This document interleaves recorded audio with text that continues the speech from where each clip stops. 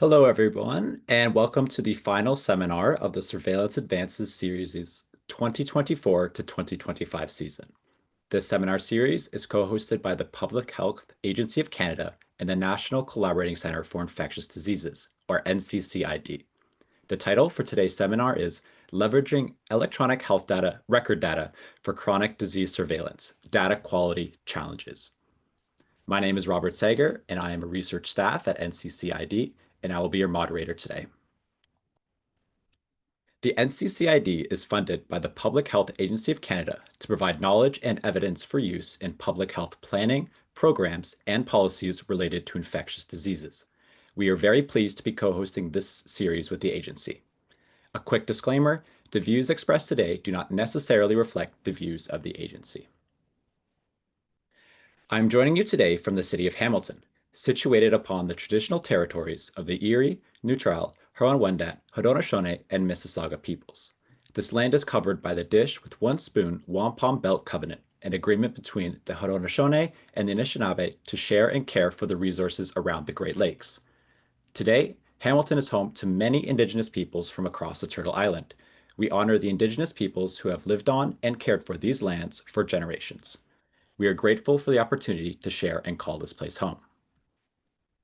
The Surveillance Advances seminar series has welcomed participants and presenters from coast to coast to coast since our inception in September of 2023.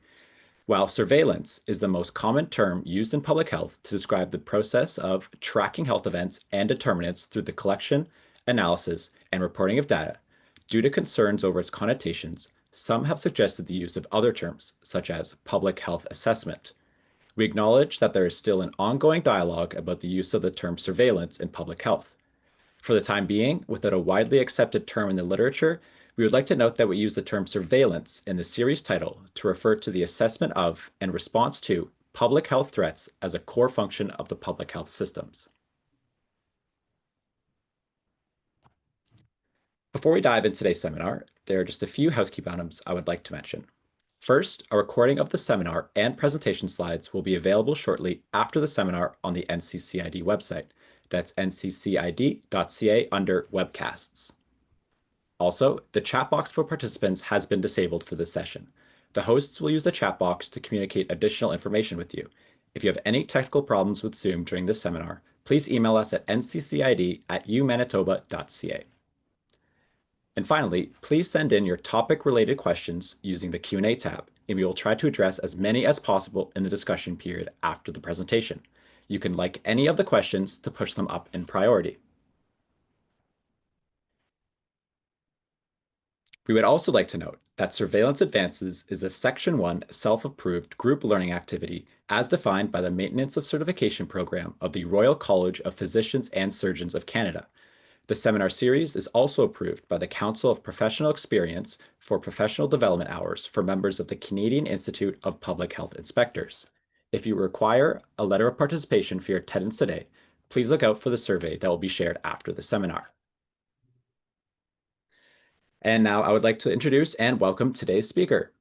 Dr. Lisa Licks is a professor of biostatistics at the University of Manitoba and Director of Data Science at the George and Fahey Center for Healthcare Innovation.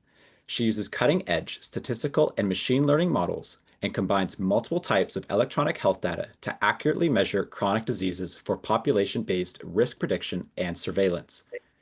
She also co-leads multi-site research networks in Canada and internationally to improve the portability of health outcomes and data models across jurisdictions over time, including the Health Data Research Network Canada and the Canadian Network for Observational Drug Effects Studies.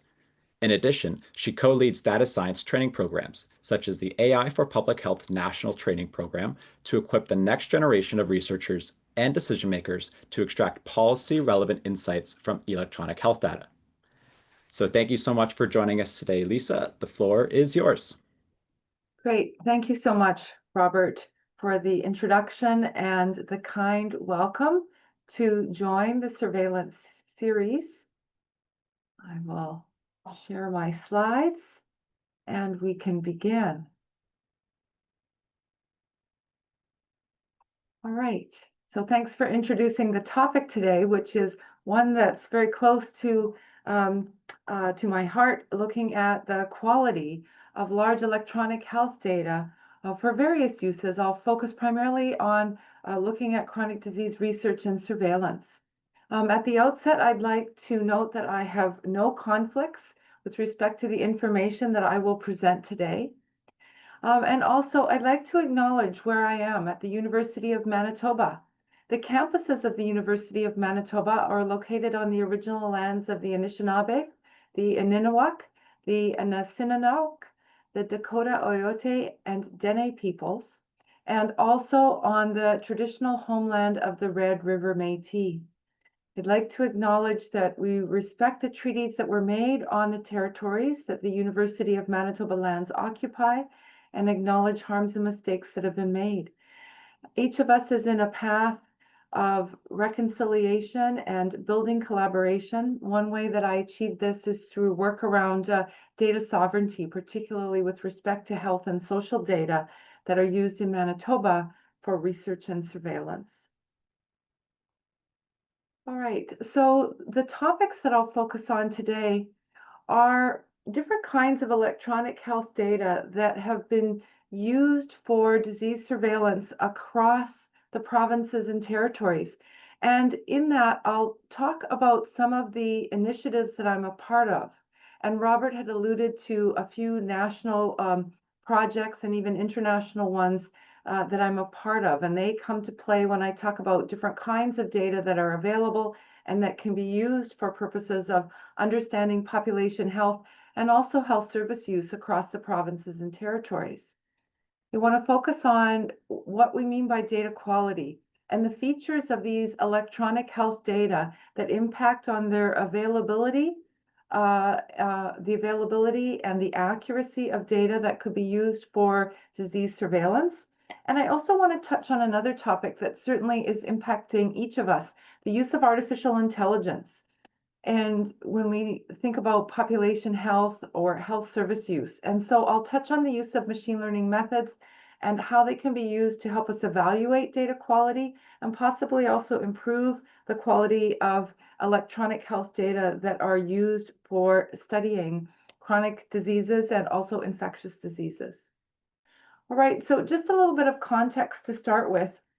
When we think about our healthcare system, I'm going to be focusing on what I would call routinely collected electronic health data. And we know that we have universal healthcare in Canada, and that means that, but that also comes with this recognition that the provinces and territories are primarily responsible for delivering that healthcare to all of the residences. And the healthcare systems, we know they differ in terms of their structure and how they're operated. And that also extends to the kinds of health data that are generated through the delivery of healthcare. And so these routinely collected healthcare don't necessarily look the same in all of the provinces and territories, just like the healthcare systems do not look the same. And also, when we think about privacy of health data, which is paramount as it's collected and then used for secondary purposes, that is, purposes other than what it was originally collected for, that health data cannot flow freely across jurisdictional borders. So kind of the context that underlies a lot of what I'll talk about is that doing distributed analysis, which means looking at routinely collected data from individual provinces and territories, so that's a distributed model, is the norm in Canada. But in order to be able to do research or to conduct surveillance studies, it's important to have either harmonized data or harmonized plans for how the work will proceed. And also really important to look at data quality, to understand that we're really comparing apples and apples. And so these are essential components of any cross-provincial or cross-provincial and territorial studies. And that's a defining characteristic of a lot of the work that I do. And also why I think that understanding the quality of these routinely collected data is so important. And there are many examples of research studies that have been done to really understand how variations in data across the provinces and territories might impact on findings. Are findings reproducible across jurisdictions? Are the differences that we find in results, maybe across different jurisdictions, are they due to variations in the data? This is an example of a study that I'd done a few years ago with the Canadian Network for Observational Drug Effect Studies, which really looks at drug safety and effectiveness using large electronic health databases. And the conclusion of this study, not surprisingly, was that variations in the characteristics of particular types of routinely collected data, in this case, administrative data, can influence study results. And so understanding heterogeneity in the data allows one to look at where there may be biases and to consider how variations may contribute to the study findings. And in this environment, we also work with this distributed environment where we're doing analysis in individual provinces and territories and then looking at combining the results from there. So, and that particular study referred to administrative data. I'll be talking really about three kinds of routinely collected electronic health data in my talk today. Administrative health data are one of these kinds of data. They are generated just through the process of managing the healthcare system. So things like hospital records or records that are maintained whenever a prescription is filled in a province or territory. That would be an example of administrative data. Another kind of data that I work with and that's useful for surveillance are clinical registries. These come from looking at individuals with specific health conditions. So think about cancer registries, registries of individuals who might have had a hip replacement, or tuberculosis registries. And then the last are electronic medical records. So when you go to see your family physician, for example, that individual is unlikely to be recording by hand on a paper chart, but rather using a computer and recording into an electronic record that helps physicians capture information, for example, in the primary care setting. There are also increasingly examples of electronic medical records that capture information about the hospital stay. And a defining characteristic of these kinds of data is that they were never intended to be used for population surveillance or for research, but they have so many good qualities in that they often cover entire populations.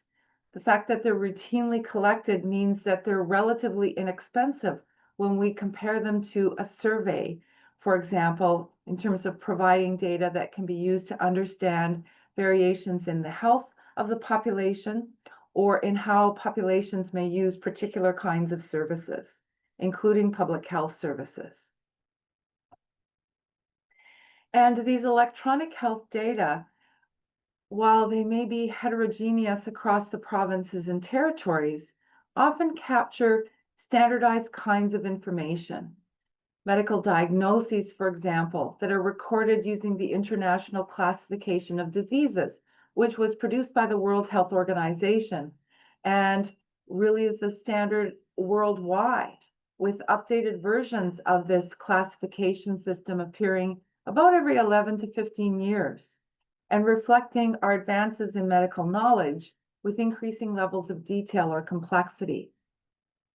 In addition, there may be information on the kinds of treatments, prescription medications that are obtained by individuals in these data.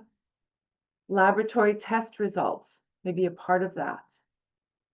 We might also find in electronic health data that there are some risk factor information.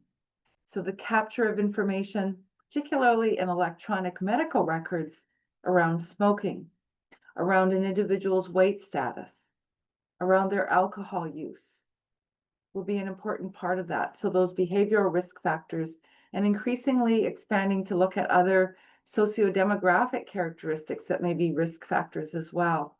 And then demographics, such as sex, age, or where an individual lives may be a component of that. There are also gaps in these data Race and ethnicity, for example, are not well captured in most routinely collected electronic health data, and this creates challenges in understanding variations in population health. With these routinely collected electronic health data, there are multiple issues to consider in their use. Issues of ownership, and I talked about data sovereignty as a component of that. About consent. These are population-based data. It's often impracticable to obtain consent, and that use may be allowed for under provincial privacy legislation where it is impracticable to obtain consent. Where the data will be accessed, an issue of security, privacy, and confidentiality.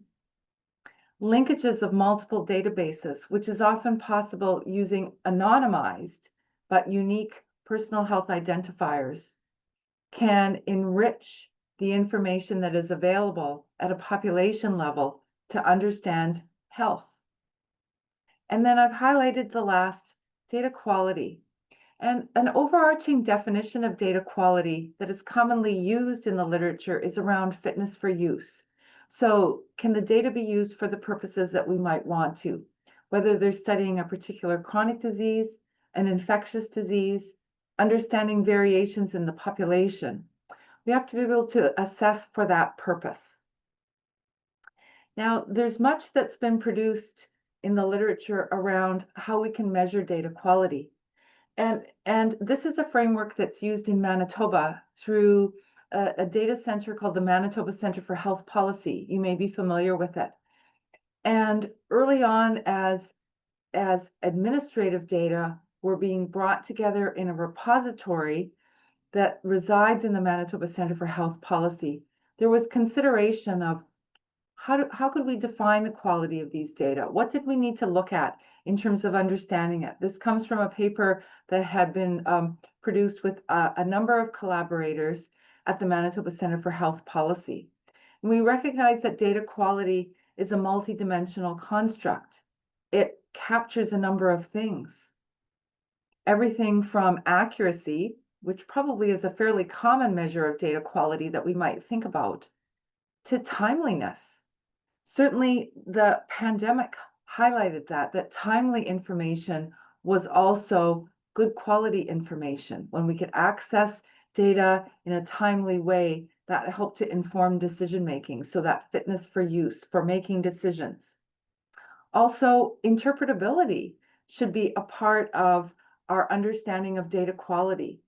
So if we don't have access to metadata, really which describes details of what's in the data, all of the policies and procedures around how routinely collected electronic health data were captured, and even the models about different pieces of a data set, how they fit together.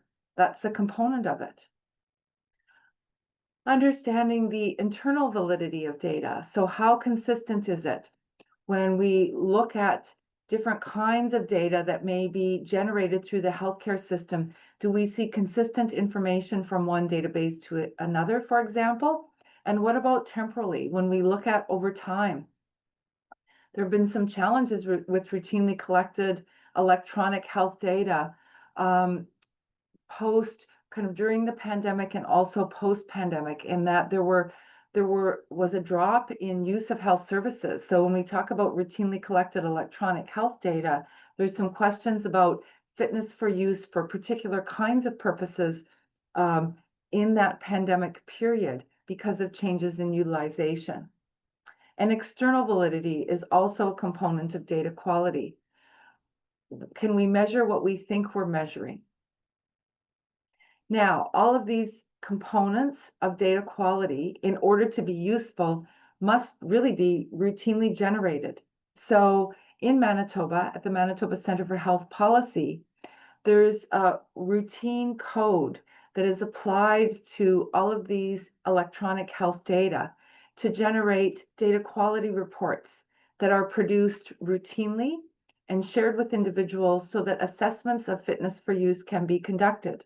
So these coding macros look at the validity, the amount of missing information, how well the databases can link to one another, whether there's good agreement in that. There are coding algorithms to look at how well we can link the data, the trends over time as well, when we link from one year to the next. If we see large variations, for example, that might be a consideration of a data quality issue.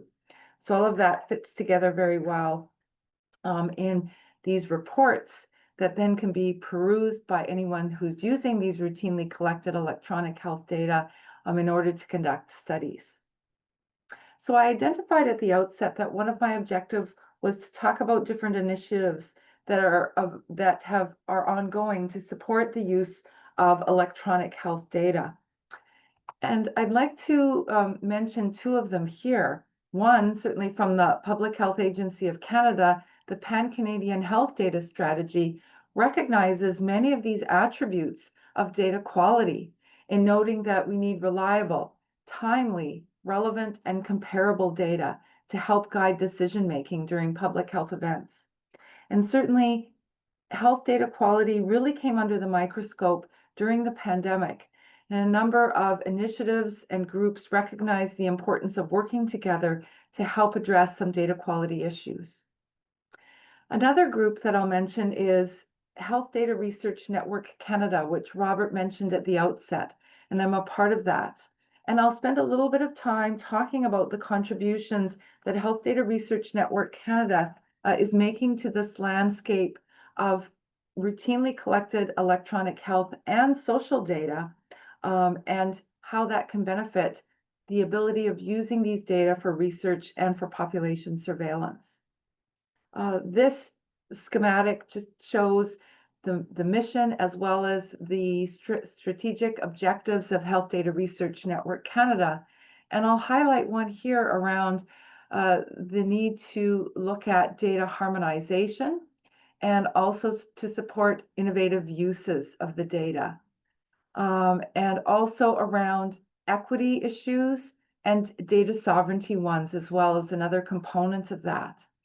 I work primarily in this space around data harmonization, recognizing that when we have comparable data, that can help contribute to doing cross-national studies.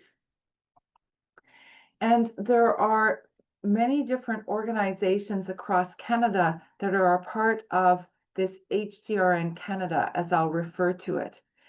These are holders of data, of routinely collected data, pan-Canadian organizations, such as the Canadian Institute for Health Information and also Statistics Canada, as well as organizations that support the use of the data for particular purposes, such as for conducting patient-focused research. The work that I do around harmonized data and also looking at algorithms, how we can measure what we would like to using electronic health data, focuses in two particular areas. One is standardizing and validating algorithms. And an algorithm is just a way to measure what we would like to in electronic health data, whether it's a chronic disease, a particular attributes of patients, or a behavioral risk factor. And standardization helps avoid that apples and oranges comparisons that I referred to at the beginning of my talk. So when we see differences in population health, for example, across the populations of the provinces and territories, is that due to differences in the data, or is it really due to underlying differences in the populations? And validation, checking on the accuracy of measures, is a component of the work that we do.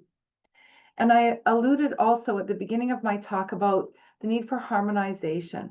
So how can we, first of all, bring together data from very different sources, that ability to link, and then the ability to provide individuals who are using routinely collected electronic health data with comparable views of the data. And that really helps improve efficiency. When we think about the Pan-Canadian Health Data Strategy, for example, talking about how we can be efficient, because efficiencies help improve the ability to make timely decisions around the data. And so some of the work that's done within HDR in Canada is saying, well, How can we build common plans about how we're going to use electronic health data across jurisdictions? How can we harmonize data and also the metadata that's produced? So how do we know what's in an electronic health database? Well, the metadata that's captured is really important. And is it conveyed in the same language, in a common way, so that comparisons can be made more easily? And then the last, this common view of the data can come from applying common data models to electronic health data. And that means that very disparate databases can be transformed through a series of rules or codes into something that looks the same and has a standardized structure, standardized elements across the jurisdictions. And I really think that that's another important part of data quality, is that consistency, that standardization, again, speaks to our ability to use the data efficiently. One important component of what we've been doing with HDR in Canada is to build an inventory of different algorithms that contain information about how we can measure population health, health service use, and also the determinants of health. How we measure socioeconomic status, for example, in routinely collected data. And we've compiled an inventory of all of these algorithms, and they help to support using the data in a consistent way across jurisdictions, another component of data quality. So for example, what's in the algorithms inventory? This provides an example for how we would measure hypertension. Using structured information, there are a series of diagnostic codes that can be used, a set of rules that can be applied to the data. For whom can we do this? Over what time period? Where does the information need to come from? That's all captured in the algorithms inventory. This harmonization of measures contributes to us doing analyses in the same way across jurisdictions. While the emphasis has largely been on these kinds of rule-based algorithms, I mentioned at the outset that one of my objectives was to talk also about how artificial intelligence is helping us to be efficient in terms of using electronic health data. And so while rule-based algorithms have been the norm in Canada for measuring different constructs in electronic health data, model-based algorithms that rely on machine learning techniques, such as supervised learning, which really is about building classification models using neural networks or other kinds of models, have been used, and deep learning techniques, which really combine multiple kinds of machine learning algorithms, have also been used to create these model-based algorithms. That's becoming increasingly popular as a way to efficiently use large amounts of electronic health data in order to understand these constructs and how they can be used to measure population health, health service use, and the determinants of health. And once these algorithms are built, they can then be used to do things like look at the prevalence or incidence of specific kinds of conditions. I talked about hypertension. It might also be an infectious disease. To monitor trends in health service use is also where algorithms have been applied. To look at the effectiveness of different kinds of healthcare interventions. Then in the decision-making process, to look at how resources might be allocated or to help in planning. And last but not least, to look at different kinds of populations that might be vulnerable because of their health status, for example, and that can contribute to targeted interventions at the population level. Validating these algorithms to understand their fitness for use, where the results are compared to some sort of reference, such as information that comes from patient charts or surveys, or a specialized database where we really know the true status of an individual, for example, as having a particular disease, is essential to use these algorithms with confidence,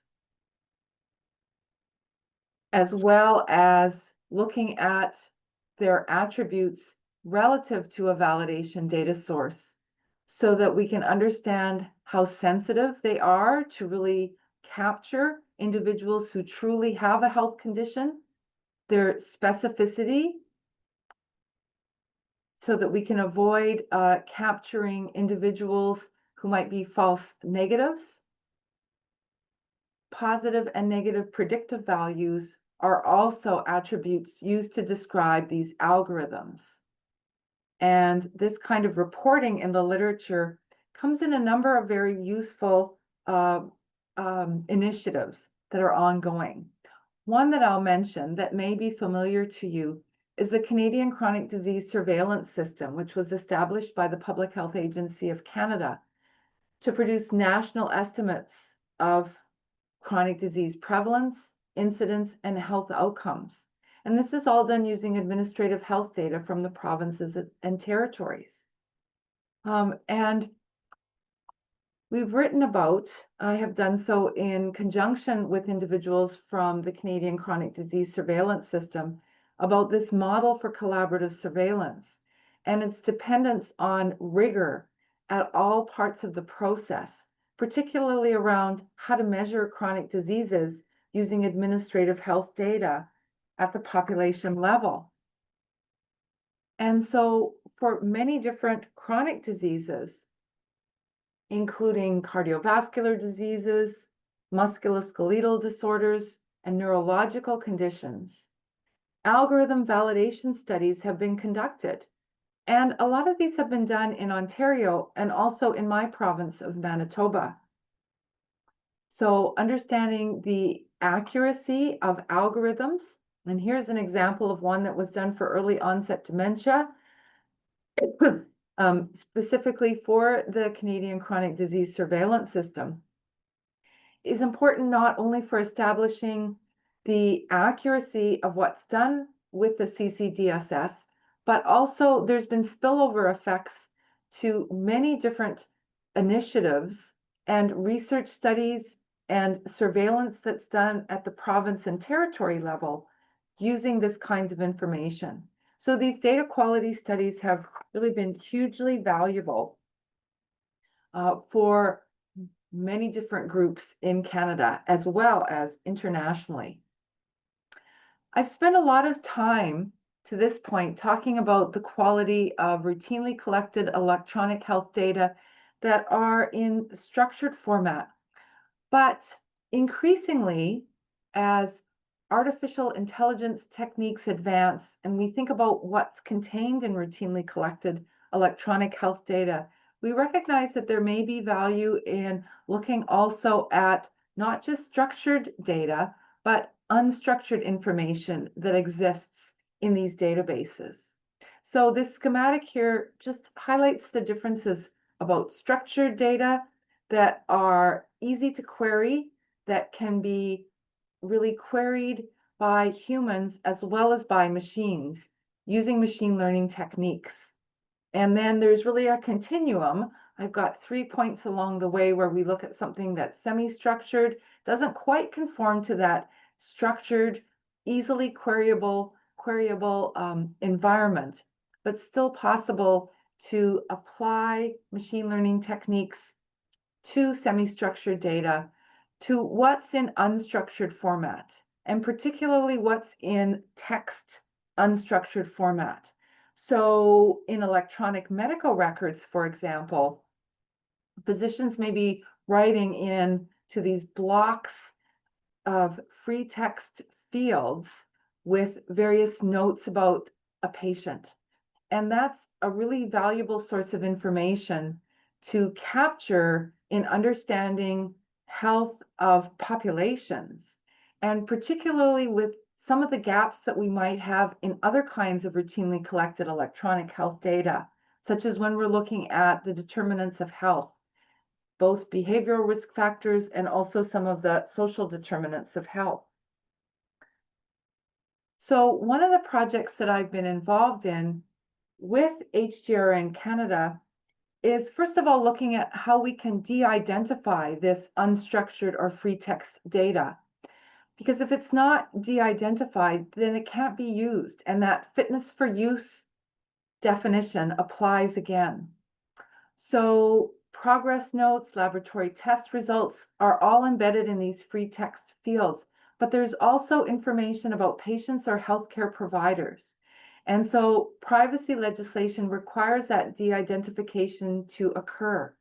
So one of the projects I'm working on that would really facilitate use of these free text data and thus make them available for use focuses on how to detect and then mask identifiable information in the free text found in electronic medical records. That process of doing so draws on machine learning techniques again, where we first of all understand what's in the data and select records to annotate. In other words, we're trying to identify using trained people where there in fact are personal identifying information in these free text fields, and also notes that don't have any personal identifiers. And then using machine learning techniques, and we're doing this in multiple jurisdictions, we can build machine learning models that facilitate the de-identification process. And when we do this at multiple sites, the goal is ultimately to be able to build a model that could be generalized across the provinces and territories. So by doing work in a few sites, we might produce advantageous results and models that can be used on a more broader scale, and that would really create efficiencies in terms of de-identification. And then the last part of this is actually building a de-identification algorithm that would adhere to security requirements, and that would work across multiple jurisdictions. All right, so I just have a few more comments to make here in closing around routinely collected electronic health data and data quality.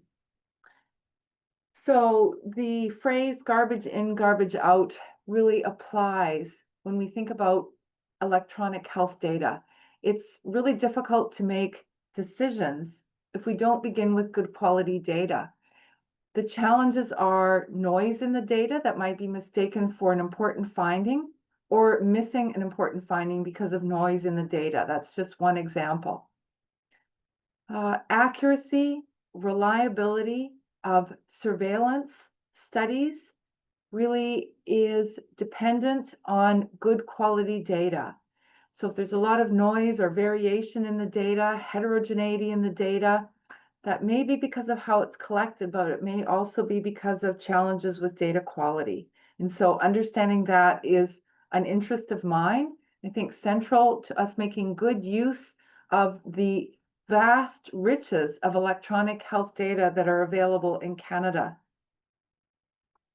And I've talked about initiatives that are underway to support our use of routinely collected electronic health data in Canada, and continued investments, not only in terms of financial investments, but also individuals who are skilled, and investments also in new innovations, such as artificial intelligence and machine learning techniques, can help to support data quality evaluations, can facilitate actions to either improve data quality or in some way to address the challenges are there. That might be even in terms of advocating for collection of new kinds of data or bringing new databases into data linkage centers that might help to understand data quality issues and support better use of the data.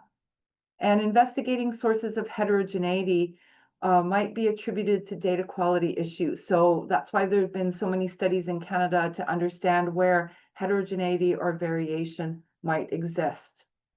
And my last comment here is that this quality data is essential to achieve benefits, certainly in the public health system, such as valid and accurate chronic disease surveillance findings. So with that, I'll stop and we can open it for questions now. Thanks very much.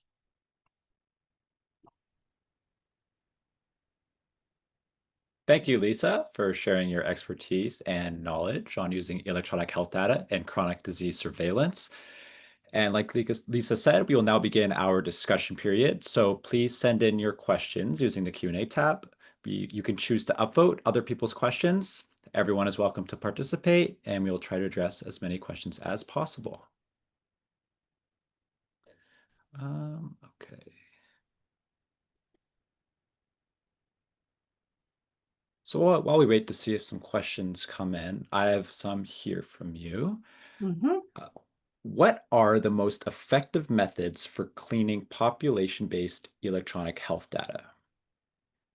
Ah, Robert, well, an excellent question. I think multifaceted. So it comes first with, um, I mentioned at the outset that data quality is a multifaceted attribute of the data. So there's accuracy, there's consistency. So how to clean? First of all, people who are skilled in recognizing the different attributes of data quality and can mine through vast quantities of electronic health data to identify where there may be missing data, where there may be aberrant values, for example, that just don't match with others. And so I mentioned the data quality framework that we use at the Manitoba Center for Health Policy, and those coding algorithms enable kind of synthesis of a large amount of information down to a few trends, figures, for example, that can be used to visualize where data quality issues may arise in the data. So cleaning, I think, has to always be project specific. So what might be clean for one purpose might not be for another purpose. So understanding that fitness for use, what is the intended use of the data? Is it to look at a particular segment of the population, for example? Then we need to focus on particular attributes that may be relevant to clean. So I think that's probably the best approach. Thank you. We also kind of have a related question now in the Q&A. You may have covered a bit of it, but this is from Anonymous. What are the most effective ways to clean and extract data from memos, reports, free texts, Oh, etc.? yeah, that's challenging. And I think, it's an area of such interest and one that's changing. That area is changing very rapidly. So where natural language processing techniques, which are artificial intelligence techniques that could be applied to free text fields, were the norm with large language models now emerging. They're increasingly being used to extract information as well from free text fields.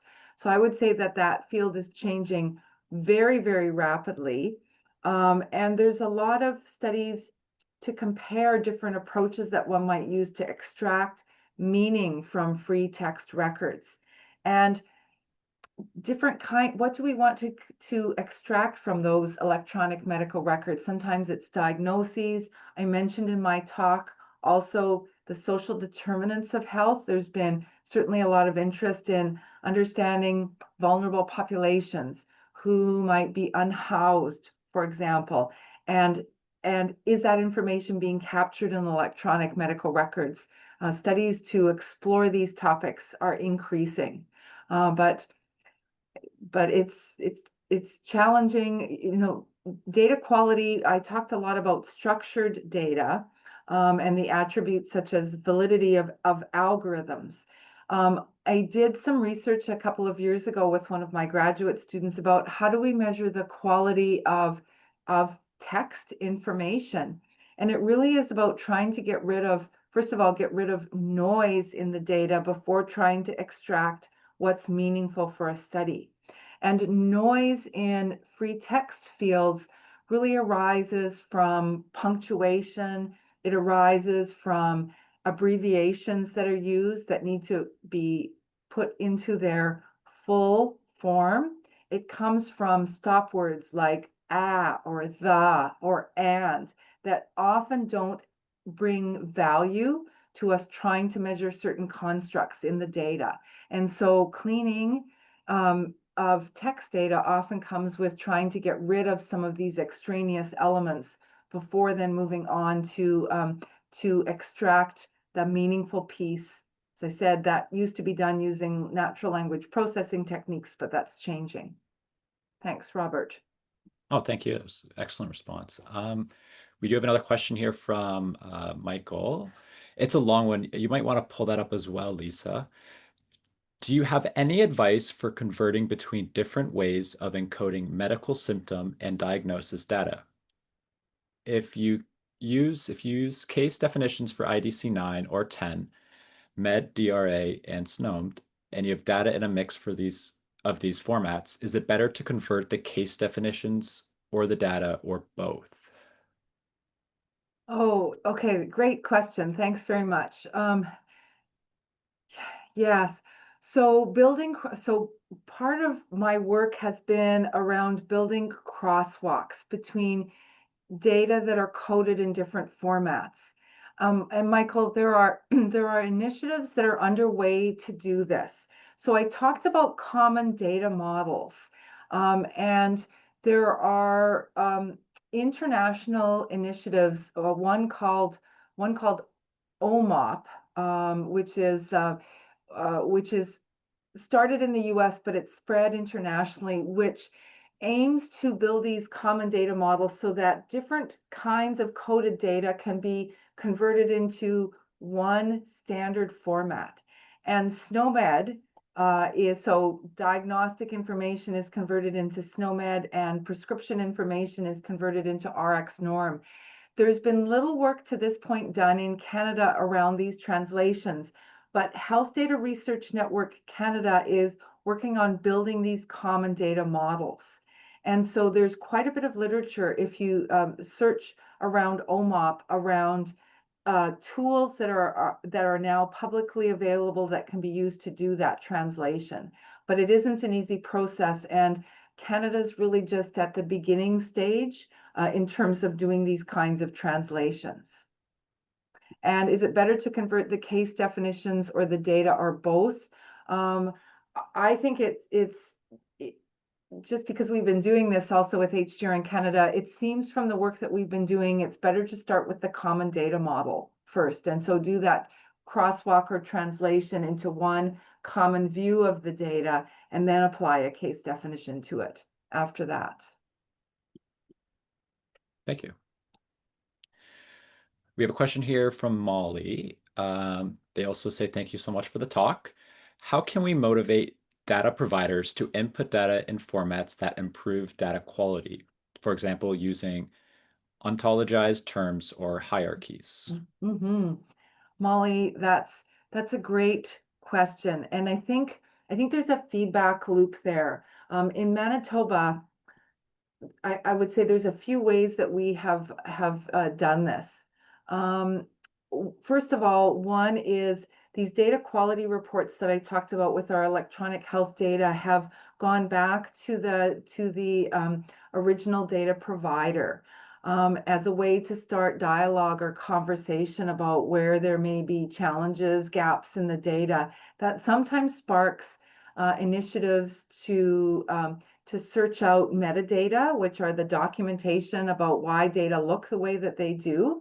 And I think it also has sparked conversations around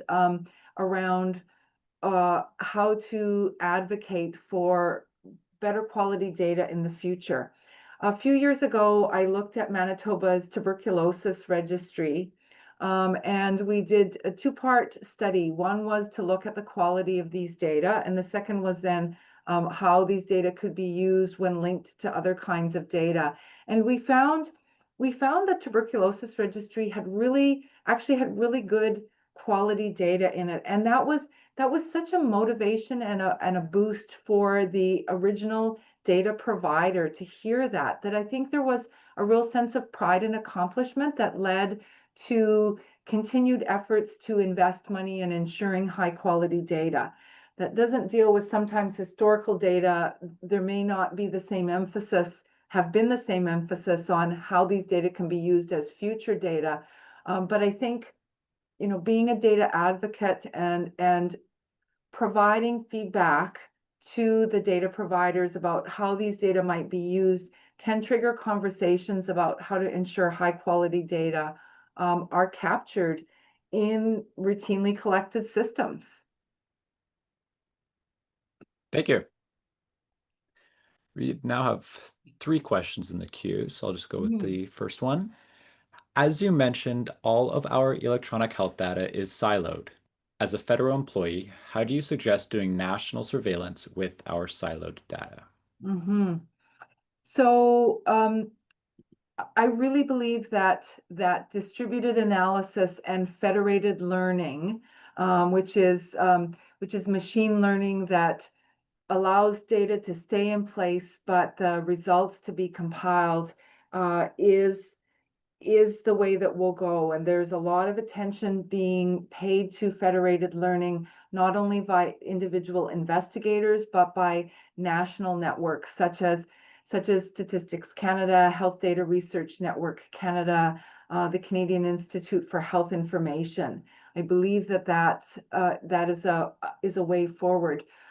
So building capacity and first of all, understanding what distributed analysis, it's a bit of a continuum. There are different kind of, it's not one thing, but it's a variety of different things when we think about distributed analysis. So education, learning about what different models exist in a distributed analysis environment, and how they might work to address a particular question or for a particular project, I think is a component of that. And then what we do have good national data too. We shouldn't say that everything needs to work in a distributed environment, because the Canadian Institute for Health Information and Statistics Canada and other pan-Canadian groups are working on having national databases. Of course, the discharge abstract database on NACRS is another example, which contains ambulatory data, and saying how can we make the best use of these national data as well, because they're standardized and in a format that enables fairly efficient use to address national questions. Thank you. We have an upvoted question from Anonymous. To better understand disease trends and risk factors, it's important to link electronic health records with data on social determinants of health, even though they are often stored in separate systems. Any advice on how to integrate or link these sources to provide a fuller picture of health outcomes and support more effective public health surveillance? Yes, the linkage of these sources is happening in many jurisdictions now. Um, Recognizing, I think, any advice on how to integrate or link. First of all, data linkage is a data quality issue. Who is left out when we link these data is important to understand. So data linkage algorithms in some jurisdictions have not been maybe as transparent as they might be around who's retained and who's not retained.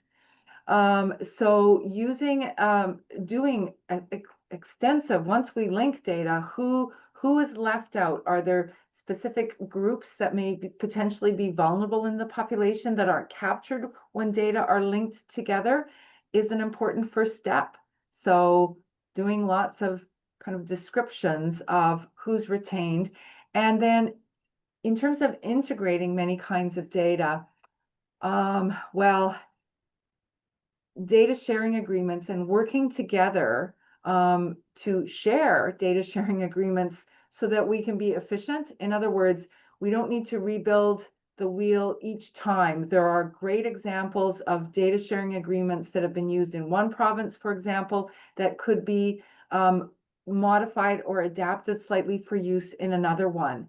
Health Data Research Network Canada has been working on that kind of sharing of information about how we can link or bring together many different kinds of data, and work together to help one another do that work.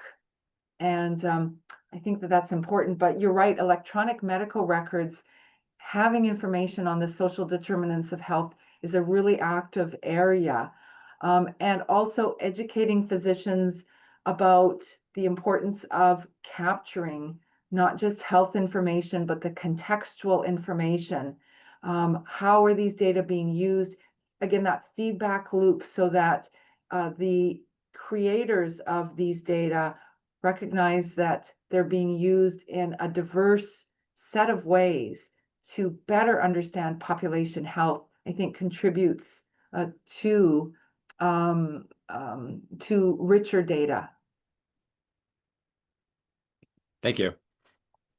We have a question here from Washin. Why is a vetting process necessary for already de-identified data? Example, counts of daily deaths. How can it be effectively implemented? Yeah. So I know with the Canadian Network for Observational Drug Effects Studies, each of the provinces has a rule around small cell sizes. And I think that really comes down to why there's a vetting to ensure that even though data are anonymized, we know that as we link together more and more pieces of information, that even with de-identified data, it may be possible with rare events to still identify a particular individual. And so that vetting process to ensure that there are not small cell sizes is routine in virtually all of the jurisdictions. How can it be effectively implemented? Well, I think looking carefully at the potential for these small cell sizes is an important part of previewing the data before vetting, and then working with the data custodian around best practices for vetting. And again, there's strength in learning from what's happened in other jurisdictions, talking to individuals who are doing this in other provinces to understand what their practices are, often is helpful. That's been our experience with Health Data Research Network Canada, is that sharing of information helps for things to happen more efficiently. Thank you. And I think we have time for one more question. This is from Anonymous. For data related to Indigenous peoples, what considerations are given to data sovereignty vis-a-vis applying machine learning to extract meanings from data and ensuring data quality? Mm-hmm. Well, it's first of all, it's really important. I think the education around what can and can't be done with machine learning and artificial intelligence techniques, and what the data custodian uh, wishes to have happen. I work with, I'm Robert, you mentioned at the beginning this AI for Public Health national training program that we have. Um, we have a series of very introductory um, oh, lectures around, what is AI? How does it relate to data equity? What are some considerations in use? I think building a public health workforce that is skilled in understanding what may be the challenges with using artificial intelligence techniques, how to protect security and privacy is a good first step in that respect. And of course, working with Indigenous partners always to build capacity is really important. Thank you. Thank you for all the responses. Thanks Uh, for the we'll, great questions. we'll move on to the next slide, please, Wendy. Thank you, everybody, for joining us for today's seminar of Surveillance Advances, and to our speaker, Dr. Lisa Licks, for their fantastic presentation. Just a reminder that the recording for today's seminar and the presentation material will be accessible for viewing on NCCID's website in a few weeks. Also, please take some time to complete our survey for this presentation. You can scan the QR code on this slide to access the survey, or look for a link in an email that will be shared shortly. In the post-seminar survey, you will also be able to request a letter of participation for your attendance today. If you have any questions about the Surveillance Advances Seminar Series, please visit our webpage at nccid.ca/Surveillance Advances Seminar Series for more information. And that concludes today's seminar and the 2024-2025 season. Thank you so much, everybody, for joining. Thank Bye. you. Bye. Bye.